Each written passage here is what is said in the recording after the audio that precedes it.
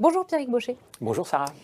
Bon, eh bien, ce que l'on peut dire, Pierrick, c'est que c'est une rentrée plutôt compliquée sur les marchés actions des valeurs du luxe, secouées par des mesures fiscales peu favorables aux ménages aisés en Chine, des indicateurs économiques mitigés en Chine également et aux États-Unis, une inflation toujours scrutée de très près, un changement de cap à venir du côté de la Fed. Résultat, les marchés actions consolident, voire rencontrent des zones de turbulence. Toutefois, dans cet univers très volatile, on constate que les petites et moyennes valeurs françaises résistent mieux. Qu'est-ce qui leur permet alors de passer les épreuves sans trop d'encombre, leur gestion en interne, leurs résultats semestriels portés par des effets de base très favorables, Pierrick? C'est avant tout la solidité de leur croissance et la solidité des perspectives de croissance de leurs résultats. On le voit globalement, il y a des risques qui sont apparus cet été, mais globalement, ils sont gérables. Et ces risques ne remettent pas en cause la confirmation de l'enclenchement d'un nouveau cycle de croissance, un nouveau cycle économique. Chacun peut le constater, en 2021, la croissance économique est forte partout dans le monde.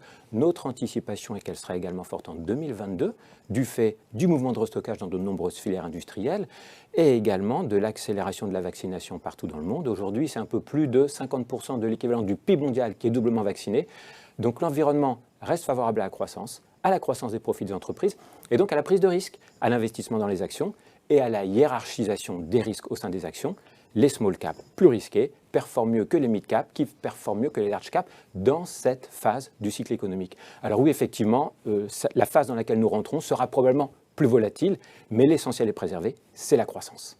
Alors la croissance préservée, on voit bien aussi que l'inflation continue en cette rentrée d'être un market mover pour les marchés et devrait d'ailleurs certainement le rester dans ce contexte de marché incertain et qui incite les investisseurs à la prudence. Quelle est l'approche de gestion pour le segment mid and small que l'on doit privilégier? Est-ce que c'est une approche plutôt croissance qui consiste, comme son nom le suggère, à trouver des entreprises avec un potentiel de croissance rapide et élevé? Est-ce que c'est une approche value qui consiste à investir, je le rappelle, dans des titres décotés, ou est-ce que c'est une approche plutôt sectorielle, Pierrick?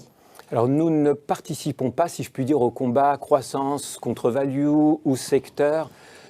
Au sein d'InnoCap Gestion, nous nous concentrons sur la différenciation, sur ce qui fait les forces, les qualités intrinsèques d'une entreprise. Alors bien sûr, nous allons rechercher dans nos sélections de valeurs les entreprises qui ont le meilleur pricing power, mais nous allons bien au-delà. Nous nous concentrons sur le positionnement, sur la raison d'être de ces entreprises, et nous recherchons les entreprises qui permettent de fabriquer plus, de fabriquer mieux, en utilisant moins de ressources au sein de notre environnement. Et ça, c'est essentiel, dans un environnement qui devrait faire la part belle, probablement, aux tensions inflationnistes sur les matières premières, qui pourraient être plus fortes, plus durables que ce qu'on anticipe. Dans cet environnement, vous pouvez tout à fait prendre l'exemple du marché de l'impression 3D, qui est une nouvelle manière de fabriquer. Au lieu de fabriquer en usinant un produit, en allant découper la matière, qui va engendrer du rebut, des chutes, du gaspillage de matières premières, cette nouvelle manière de produire, digitale, cette fabrication où l'on projette de la matière à partir d'une maquette numérique, va permettre de réduire la consommation de matière, va permettre également de produire plus vite, plus rapidement, plus précisément, localement, en évitant les coûts logistiques de transport, en réduisant les émissions de CO2. Nous sommes au cœur d'une économie productive et durable. Alors une économie productive et durable, mais alors peut-être que parmi les petites et moyennes valeurs, vous avez un exemple à nous citer dans le secteur de l'impression 3D, Pierrick? Nous avons en France une ETI cotée qui est l'un des leaders européens sur le secteur de l'impression 3D. Cette entreprise, c'est Prodways. Alors, ces propos ne sont pas une recommandation d'investissement, c'est clairement un exemple parmi nos fortes convictions d'investissement. Prodways est un leader en Europe. C'est une entreprise très internationale, 80% de son chiffre d'affaires en dehors de France. Son premier marché, ce sont les États-Unis, 30% de ses ventes, devant l'Allemagne, 24%. Prodways bénéficie d'une très forte dynamique de croissance de ses résultats. Sur la base au premier semestre 2021 d'un chiffre d'affaires en hausse de 27%, ses profits ont progressé de plus de 200%, sa rentabilité atteint 13%. Et au cours des 5 dernières années, sur la période 2015-2020, ses ventes ont été multipliées par 4.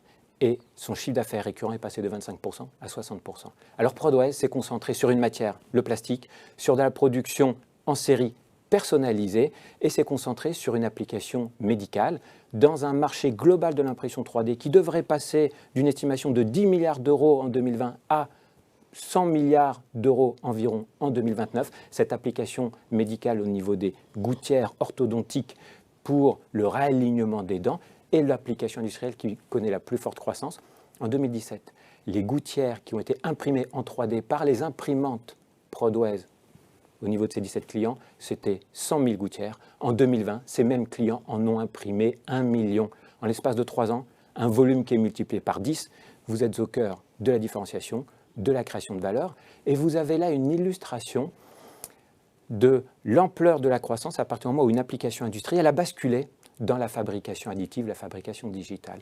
Il y a de nombreux autres exemples, mais globalement, ça vous donne des perspectives qui sont très fortes à partir du moment où, je dirais, vous changez le monde et vous contribuez à un monde plus productif et plus durable. Et nous sommes bien au cœur des ODD, des enjeux définis par les Nations Unies. Et nous sommes également au cœur de la gamme de fonds Quadriche, qui est son positionnement, gamme de fonds Quadriche labellisée ISR. Des opportunités d'investissement donc à saisir dans l'univers de l'impression 3D. Pierrick, merci beaucoup. Merci Sarah. Cet épisode des Pépites de la Côte est maintenant terminé. Je vous donne rendez-vous le mois prochain pour un nouveau numéro. En attendant, vous pouvez retrouver toute l'actualité économique et financière sur Boursorama.